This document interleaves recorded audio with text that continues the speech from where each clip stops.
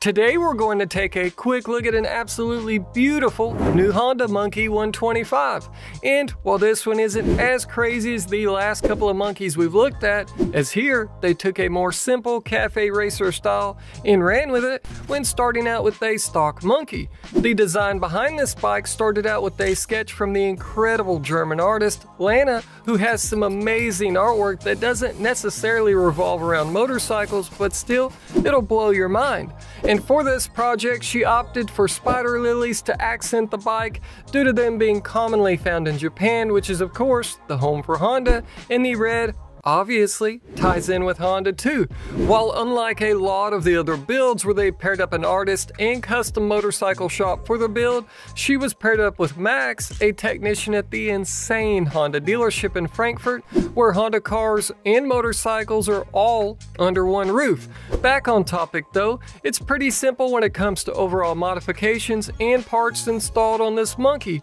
showing that you really don't have to go ham and spend $1 million to turn the monkey into something pretty cool, with some simple parts like the obvious Yoshimura exhaust, YSS rear shocks, so you've got some real adjustability there, plus a failing handlebar setup to really drive home that cafe racer look, some carbon fiber goodies here and there for that extra bit of spice, paired up with a fender eliminator to get rid of that whale tail of a fender out back, and some pegs to finish it up. And if you're watching this before the end of August and want to support this build or one of the other crazy new motorcycles that were built for the Wheels and Waves show, check out the link below. I'm curious though, what do you guys think about this one? Pretty cool or not your style? And which is your favorite out of what we've covered so far? Let's talk about it all down in the comments, and as always, thanks for watching, and we'll see you guys in the next one.